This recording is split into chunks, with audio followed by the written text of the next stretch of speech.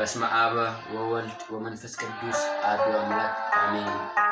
አሜን። ክርስቶስ ተንሥአ እሙታን ወአብይ ኃይለ ሥልጣን አይሰረ ለሰይጣን አጋዞ ለአዳም ሰላም እምይእዜሰ ኮነ ወፍስሐ ሰላም ከበጀምቶota fi jaalatamtoota maatiiwwan Waaqayyoo ijoollee qulqulleettii dubaroo Maariyaam akkam jirtu akkam yoona jessan akkam turtan. Amiin galateeffamuu nama lasaa kan ta'e Waaqni abbaa keenya fayyisaan keenya Yesuus Kiristoos maqaan isaa kan kabajamee fi kan eebbifamee nuuf haa ta'u. Egaa armu walalicha tokko isinii qabadhee dhiyaadheera. Hundi keessan iyyuu yuutuubii keenya kana sheer sabiskiraayib like gochuu keessan dagatiin isin jenna maqaa Waaqayyootiin hundi keessan iyyuu nu waliin ta'a. Tokkoffaa Qorontos boqonnaa tokko lakkoofsa 23 nuyi garuu Kiristoos isa fannifame ni lallabna.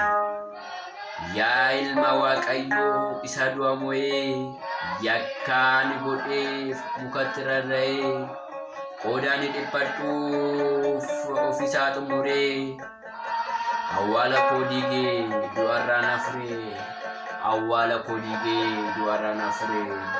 Yaa isa handagatee yaa isa irraanfatee gooftaa kee siif du'ee jireenya siif laatee kanaan kan nageessu gammadee ililchi afaan baneera duudeera bollichi.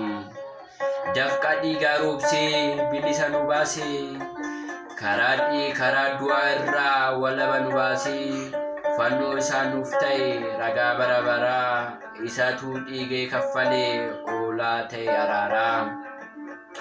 Jaalala nuuf qabuuf fannoo irratti ol ba'ee anoo deesseen fixuu oolma isaa danda'ee fannoo irraa gad bu'ee awwaala kan seene du'a koo fudhatee ana du'a koo hin feene. Awwaalichi diigee mo'ichaan ka'eera fayyina lubbuu koof ija koon argeera fayyina lubbuu koof ija koon argeera. Mirga abbaa kan ta'e hunduma isaa dabarsee gaddi koo hin dhiifee gammachuun koo ni dursee anis kanan godhu guyyaa irraa kaasee naaf duusaan labsaa sagalee koo ol kaasee naaf duusaan labsaa sagalee koo ol kaasee. Isaa hin dhageenyetti naanna'een lallaba alaabaa mo'ichaa fannoo isaan ol qaba alaabaa mo'ichaa fannoo isaan ol qaba. Isa hin dhageenyetti lalla'een lallaba alaabaa mo'ichaa fannoo isaan ol qaba.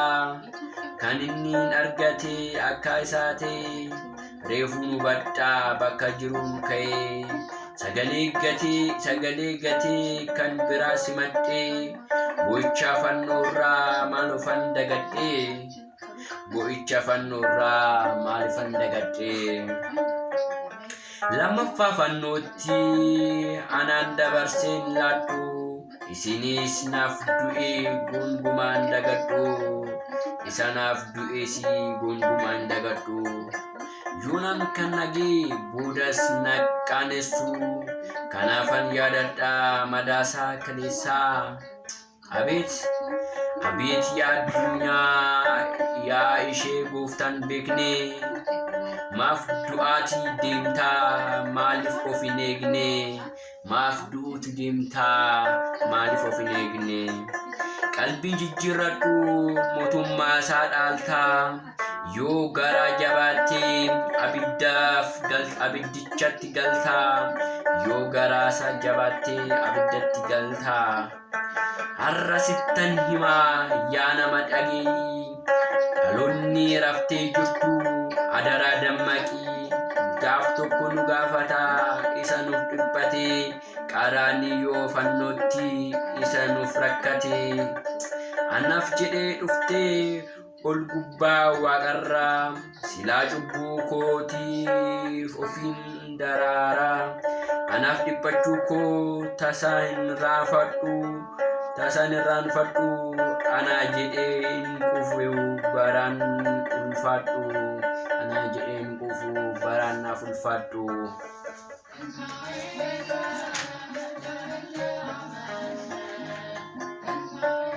Ana jedheen quufu baraan na ulfaadhu baay'isee na dhibaa oolmaan gooftaa kootii waa'ee koof xumuree qaraanii ofannooti ofiisaa salphatee anaan ona ulfeessee jaalala koo malee maaltu isaa na dheessee.